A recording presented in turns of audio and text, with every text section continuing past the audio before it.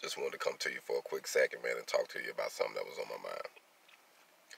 You know, most people would work on their skills or their talents just enough so someone else can come in and take them to that next level. Like, man, I've been working on this so hard.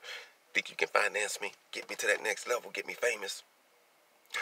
Instead of just working hard and learning the complete business. There's nothing wrong with focusing on your craft. But we're in a day and time where you have to be multi-talented. You got to do more than just focus on your craft. You have to learn the business side. You have to learn how to publish it, how to get your copyrights. You have to learn how to start your LLC to be a business individual product. You see what I'm saying? You have to be threefold.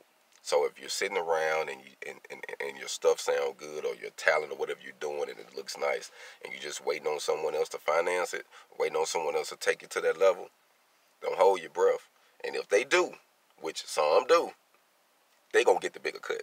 Point blank period. Then we gonna see you on TV talking about how so and so beat you and you want to sue them, but you can't. It was in the contract. But you wanted to be famous. You wanted to be on right now. Take your time, man. Take your time, because we can get there by getting a hog on. Black Phoenix, I'm out.